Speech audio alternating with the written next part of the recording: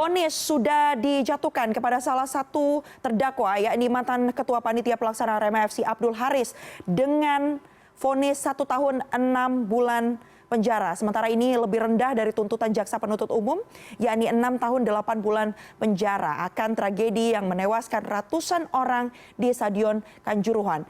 Kita akan langsung mendengarkan bagaimana kemudian respons dari keluarga korban terkait dengan vonis pada terdakwa tragedi Kanjuruhan. Ini dia sudah bergabung bersama kami Bapak Devri Ato. Baik Ibu, baik. Selamat siang. Selamat siang, Mbak. Iya, sudah ada satu vonis pada satu orang terdakwa dari 5 terdakwa yang ada. 1 tahun 6 bulan. Bagaimana Anda meresponnya? Apakah menurut Anda ini cukup adil? Ya saya ini mewakili kedua putri saya, Natasha dan Naila, mereka yang diotopsi waktu di persidangan. Saya lebih baik Pak Abdul Haris dibebaskan dan semua pelaku-pelaku dibebaskan, karena itu sudah tidak sesuai dengan tuntutan saya di model B di Kabupaten Malang, di Polres Malang, dan pasal pembunuhan dan pembunuhan berencana. Dan sidang ini kan penuh dengan rekayasa dan penuh dengan intrik-intrik politik, Mbak. Saya pun yang hadir di sana, itu sudah disetting dengan sedemikian rupa agar sidang itu hanya untuk menggugurkan kewajiban hukumnya pelaku-pelaku yang menjadi pelaku yang di pembunuhan di Stadion Kanjuruhan, Mbak. Iya. Sekali lagi, walaupun tragedinya sudah berlangsung sejak Oktober, lagi-lagi kami dari CNN Indonesia kembali mengucapkan bela sungkawa akan tragedi yang terjadi pada 2 putri Pak Devi Atok ya, yaitu Natasha Debbie 16 tahun dan juga Naila Debbie ya Pak ya, 13 tahun yang saat itu memang menonton di tribun di dekat pintu 13. Tadi Bapak sempat menyatakan bahwa dengan vonis yang dinilai cukup rendah, ini justru lebih baik para terdakwa dibebaskan ya Pak ya.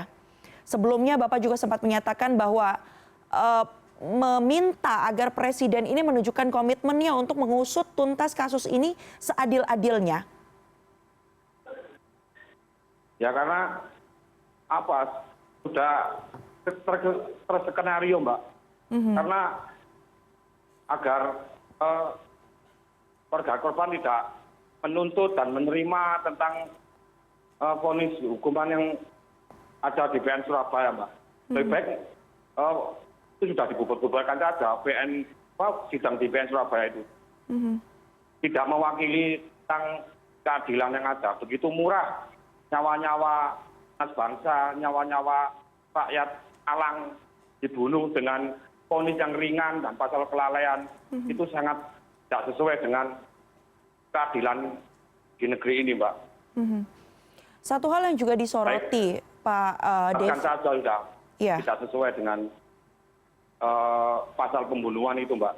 Iya, Pak Devi, satu poin yang juga disoroti oleh masyarakat sipil ini adalah terkait dengan bagaimana kemudian penggunaan gas air mata dinilai tidak menjadi satu hal yang krusial ya Pak ya dalam jalannya persidangan, tidak dibahas secara mendalam. Padahal dari hasil rekaman CCTV yang ada, itulah yang juga menjadi salah satu faktor penyebab banyaknya nyawa melayang.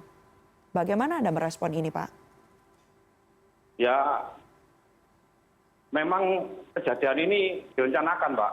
Dengan pintu ditutup, ditembakkan gas air mata. Itu kan sudah direncanakan dari awal, Mbak. Untuk menembakkan gas air mata itu ke tribun. Dan mereka pun mengeklaim tidak menembak ke tribun. Dan itu pun mereka omongkan waktu di persidangan Surabaya. Kan tidak sesuai dengan kenyataan yang ada, Mbak. Padahal kalau memang kejadian ini tidak diinginkan, ya nggak akan terjadi, Mbak. Kenapa pihak keamanan sangat represif dan memukul? Itulah yang menjadi pemicu pembenaran pihak kepolisian untuk menimbulkan kekeosan itu, Mbak. Dan mereka pun seharusnya kalau memang yang turun ke lapangan ya jangan dipukuli seperti itu. Itu yang menimbulkan Aremania menjadi melawan ke pihak keamanan, Mbak. Dan mereka pun seolah-olah menyalahkan Aremania anarkis. Padahal pihak kepolisian dahulu yang melakukan pemukulan, Mbak. Itu kenyataan yang ada dan mereka sangat mengelak. Itu, Mbak. Ya, Pak Devi sebelumnya juga sempat hadir di persidangan, begitu ya? Iya, Mbak. Saya hadir 2 kali. Waktu itu sama LIB, sang dokter dari UNPRA. Terus sidang kedua saya menjadi saksi terhadap Janki, Kabaop, dan Sabara polisian itu, Mbak.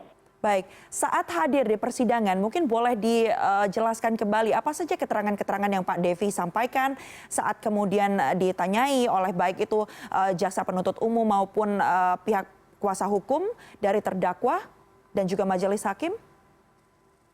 Ya, saya sendiri sangat kecewa dengan majelis hakim, Mbak. Harusnya majelis hakim kan kepanjangan tangan dari Tuhan, Mbak. Dan hakim pun bilang kalau Anda di bawah sumpah. Apakah hakim juga berani bicara di bawah sumpah dengan ini hukum Tuhan, Mbak. Saya pun bersaksi dengan kenyataan yang ada waktu itu, dan ada kata-kata yang BAP saya itu tidak sesuai dengan apa yang dilakukan, yang dipertanyakan oleh jaksa, Mbak. Apa itu, Pak? Yang kemudian kata-kata apa, Pak? Tentang penembakan gas air mata pada tahun 2018 yang menewaskan 4 orang, tapi yang diakui oleh pemerintah cuma 1 orang. Itu mereka pertanyakan dengan dalih membenarkan penembakan gas air mata. Harusnya kan pihak kepolisian sudah membaca, Mbak, sudah evaluasi 2018 menembakkan gas air mata, kenapa diulangi lagi? Apakah ini kelalaian? Ini sudah tidak sesuai, Mbak. Dan saya pun dicerca dengan pertanyaan itu, kan kegoblokan pihak-pihak yang mempertanyakan pertanyaan kepada saya. Dan saya waktu itu sama pengacaranya polisi, saya sangat kecewa, Mbak. Karena kami di Justice orang Malang ini biang rusuh, biang kerok, atau apalah menjadi penyebab agar pihak kepolisian bisa menembak gas air mata. Kan seharusnya tidak boleh, Mbak. Sudah ada peraturan FIFA. Apa mereka yang lebih pintar dari saya yang membaca dan tahu tentang peraturan, Mbak. Saya ini cuma rakyat biasa, Mbak, tapi sudah tahu tentang peraturan itu. Kan itu, Mbak. Baik, selain kemudian dihadirkan sebagai saksi, Pak Devi Antok ini juga 2 jasad putrinya, lagi-lagi almarhumah Natasha Debbie dan juga Naila Debbie yang berusia 16 dan juga 13 tahun ini juga diotopsi ya, Pak ya, jasadnya, kemudian juga fakta-faktanya diungkap dalam persidangan. Apa saja, Pak, hasil otopsi saat itu? Ya, saya pun waktu mau otopsi aja sudah mau diancam, mau dibunuh, mau dihukum tentang pasal-pasal KUHP. Saya sangat Mbak? Ya sangat kecewa. Saya ini rakyat Indonesia. Saya ini sebagai ayah, Mbak. Saya sebagai ayah-ayah yang ada di Indonesia, ada di dunia, Mbak, yang kehilangan dari 2 orang putri sekaligus, Mbak. Ini urusan bangsa, Mbak. Saya kecewa. Saya kecewa sekali, Mbak. Anak saya dibunuh, tapi dibilang dipukul. Padahal jelas-jelas itu, Mbak. Saya menolak tentang otopsi Dr. Nabil itu, Mbak. Saya sangat kecewa, Mbak. Kecewa sekali. Padahal anak saya itu meninggal karena gas air mata, Mbak. Sudah keluar busa. Mulutnya berdarah. Masih dibilang patah tulang. Padahal tidak ada patah tulang, Mbak. Mau demi Allah, saya mati pun berani bersumpah, Mbak. Anak saya meninggal karena gas air mata, Mbak. Tidak ada. Pukul-pukulan tidak ada. Bajunya bersih, Mbak. Bajunya bersih. Tidak ada tinjakan, tidak ada. Kecewa saya dengan Dr. Nabil dan Dr. Polda itu, Mbak. Nah, dari awal saya menolak kehadiran dari PDMI Surabaya itu. Saya mau memberi dokter forensik dari Jakarta tidak boleh. Saya diancam kalau berani-berani melawan saya mau dibunuh. Ini sangat kecewa saya, Mbak. Seorang ayah mencari keadilan, tapi kenapa masih diancam? Saya dituduh menerima donasi. Donasi apa, Mbak? Saya nggak butuh uang, Mbak. Saya butuh keadilan.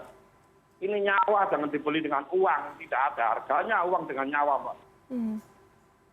Baik. Saya kecewa sekali dan kecewa dengan pihak-pihak keamanan, orang-orang yang terlibat ini kecewa. Saat itu bertubi-tubi ancaman datang kepada Pak Devi Antok. Dari mana asalnya, Pak? Ya dari pihak orang Malang sendiri yang disuruh oleh orang-orang yang jadi pelaku-pelaku itu dari pihak keamanan. Kontennya ini, Mbak, saya diancam. Kan banyak kepentingan, Mbak. Saya diancam. Ya untungnya saya masih di bawah pelindungan LPSK. Kalau seandainya saya nggak di bawah pelindungan LPSK, saya paling sudah mati, Mbak. Malang sudah tidur, tidak ada yang ngelawan, Mbak. Masih saya keluarga korban yang tidak mau dikondisikan, Mbak. Tidak mau damai. Dari para korban itu banyak yang sudah dibuatkan paguyuban untuk damai, Mbak. Untuk kandapi ayam sampai kemarin, Mbak. Saya pun tidak diundang, Mbak, agar tidak bersuara. Tapi saya tidak mau anak saya ditukar dengan uang, tidak mau. Saya itu harus mereka dihukum mati, Mbak. Mereka telah membunuh anak saya, ya harus mereka mati, Mbak. Dua anak saya mati, harus 2 orang yang mati juga, Mbak. Baik. Itu aja. Kalau pasal kelalaian cuma 1,6 tahun, saya berani, Mbak, membunuh, Mbak. 1,6 tahun, Mbak. Tak bunuh orang-orang itu, Mbak. Berani, tapi tak 2 nyawa, Mbak. Nyawa beras nyawa. Baik, Pak Devi. Pak Devi, tadi ada ancaman-ancaman yang datang kepada Bapak melalui orang-orang yang ada di Malang, begitu ya.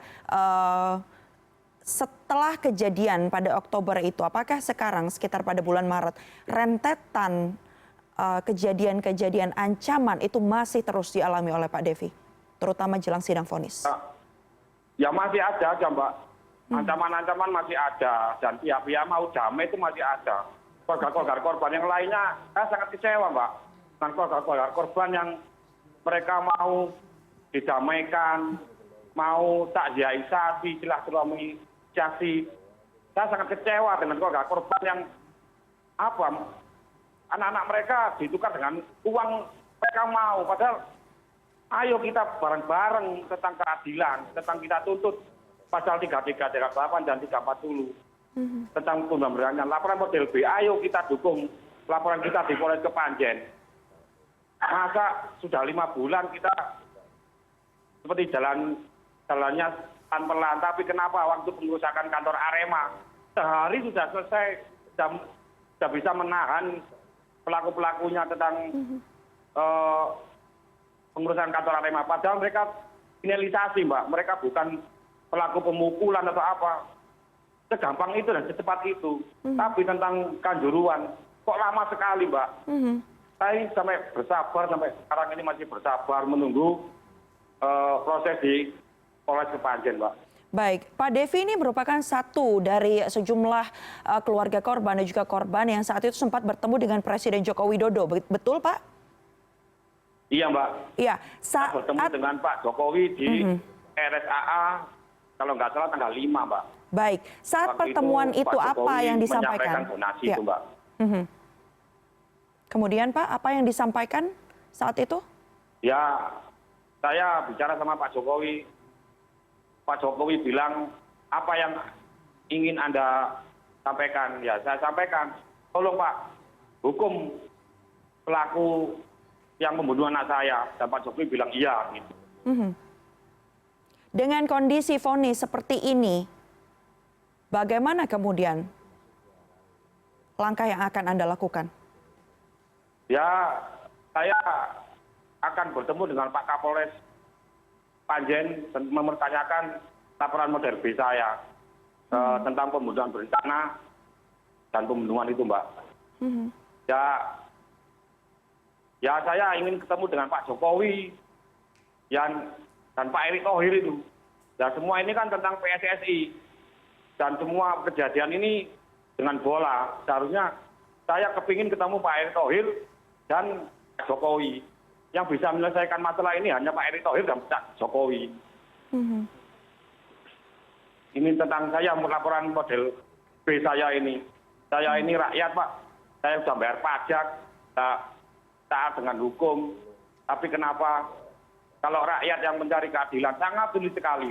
Tapi kalau pihak aparat yang mencari keadilan sangat cepat sekali. Apa, Mbak? Tidak adil keadilan di Indonesia ini, Mbak. Baik. Beberapa terdakwa dalam sidang juga sempat menyatakan bahwa mereka mengaku tidak mengetahui job desk-nya, Pak. Tidak mengetahui apa saja yang sebenarnya harus mereka lakukan dalam kerjanya. Bapak menilai hal ini seperti apa? Bagaimana kemudian Bapak merespon, terutama tadi hasil vonis dari Majelis Hakim Pengadilan Negeri Surabaya ini adalah 1 tahun 6 bulan penjara.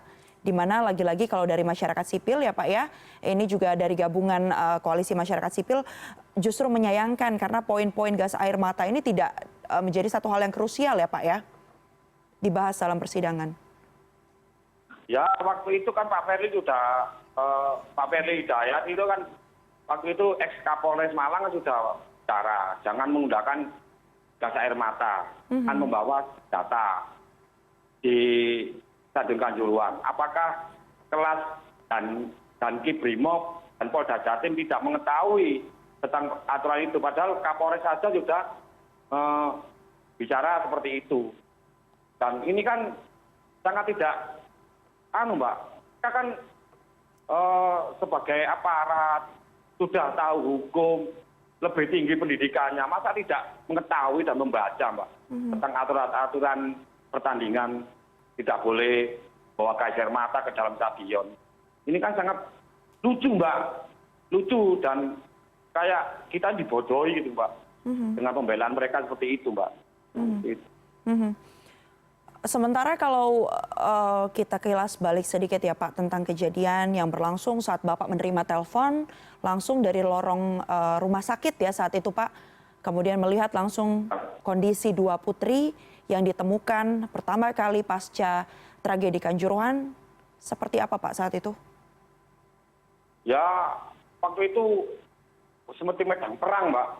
Mayat-mayat itu bergeletakan seperti ikan itu, Mbak. Di lorong-lorong saya ketemu dengan kedua putri saya itu di rumah sakit Bapak Kepanjer itu. Itu mayat-mayat sudah seperti mumi, Mbak. Ini sudah biru semua. Semua rata-rata itu korban-korban dari sini itu sudah biru dan hitam, Mbak. Itu kan apakah itu diinjak-injak, Mbak? Sangat nggak masuk akal, Mbak. Penyebab kematian mereka diinjak-injak kan tidak sesuai dengan kenyataan yang ada, Mbak. Oh, anak saya aja keluar busa di hidungnya si Natasha dan Naila, juga amanya itu mantan istri saya itu juga menggunakan busa, Mbak. Tangannya terbakar, seperti hitam itu. Karena anak saya meninggalnya di tribun, Mbak. Bukan di lorong 13, tapi di tribun 13 meninggalnya, Mbak. Baik. Terakhir, ya. Kan di sana kan mayat-mayat masih berdatangan, Mbak. Dibonceng-bonceng seperti kambing gini, Mbak. Dibonceng 3. Kan gimana, Mbak? Seandainya keluarga petugas-petugas itu menjadi korban gimana, Mbak? Apakah mereka gak marah, gak menembak pelakunya, Mbak? Ya untung kami rakyat, Mbak. Bisanya apa? Bisanya menangis, Mbak, dan mengadu. Itu aja, Mbak. Baik. Sejumlah keterangan atau bahkan tadi hasil otopsi dari Putri Pak Devi ini juga sudah dihadirkan dalam persidangan. Keterangan-keterangan juga sudah disampaikan di depan majelis hakim dalam persidangan. Bahkan sudah sempat juga bertemu dengan Presiden Joko Widodo di mana kemudian juga menyatakan atau berjanji saat itu ya untuk mengusut tuntas kasus ini. Namun ternyata vonis yang dijatuhkan oleh Pengadilan Negeri Surabaya ini adalah 1 tahun 6 bulan kepada terdakwa Abdul Haris. Terakhir Pak, penegasan kembali tanggapan Anda terkait dengan hal ini. Masih konsisten seperti tadi, lebih baik mereka semua dibebaskan Pak? Ya, saya masih konsisten, Mbak. Lebih baik mereka dibebaskan aja, Mbak. Dan dinaikkan laporan model B saya tentang 358 dan 340 tentang pembunuhan dan pembunuhan berencana. Kita tidak aja di Malang dengan laporan model B saya. Ayo mohon pihak keamanan, ayo pihak Kepanjen, naikkan persidangan di Malang. Kita transparan aja, media juga mengawal, semua mengawal. Ini kan pembunuhan berencana. Ngapain yang di Surabaya? Rakyat Malang itu diusir dari Malang untuk ke Surabaya dan tidak bisa menyaksikan persidangan di sana, Mbak. Itu kan sudah bentuk dari dagelan, Mbak. Lebih baik ayo naikkan laporan model B saya, pembunuhan berencana ini, Mbak. Lebih baik bebaskan aja mereka. Pak Abdul Haris, Pak Suko, Darmawan, Pak Bang Sidik itu bebaskan aja. Baik sidang di Malang dengan pasal yang berbeda, Mbak. Laporan yang Bapak ajukan sejauh ini prosesnya sampai di mana, Pak? Saya tanggal 3 Maret 2023 kemarin dapat SP2HP tentang pemanggilan para tembak gas air mata dan di Brimob Ampel Gento, Mbak, dan mob di Porong. Dan mereka katanya masih menunggu pinjam barang bukti hasil sidang di Surabaya. Polres Panjen masih menunggu barang bukti dan masih kita masih diputar-putarkan tentang ini Pak, permasalahan di proses 338 dan 340 itu, Mbak, di Polres Kepanjen. Baik, itu, Mbak. Baik, kita akan kawal nanti jalannya. Dan Ya. saya kepingin itu rekonstruksi itu dilakukan di Stadion Kanjuruhan. Dan agar tahu Stadion Kanjuruhan pagarnya itu kan ada yang dipotong, dirobohkan. Dan agar tahu, media itu agar tahu masuk ke dalam stadion. Rekonstruksi harus ada di sana. Saya mohon seperti itu, Mbak. Ayo kita buka-buka masalah keadilan, Mbak. Ya, yang pasti adalah keadilan ya Pak ya. Satu hal yang dituntut, diharapkan bisa benar-benar diterapkan dalam kasus tragedi Kanjuruhan yang menewaskan ratusan orang, di mana 2 diantaranya ini merupakan putri dari Bapak Devi Atok, yakni Natasha Debbie Ramadhani dan juga Naila Debbie Anggraini yang berusia 16 tahun dan 13 tahun yang saat itu menyaksikan pertandingan dari Arema FC dan juga Persebaya Surabaya. Kita akan update terus bagaimana prosesnya nanti, termasuk dengan laporan yang disampaikan oleh Pak Devi Atok selanjutnya. Terima kasih banyak Bapak atas waktunya bersama dengan kami CNN Indonesia di siang hari ini. Terima kasih Pak. Ya, terima kasih.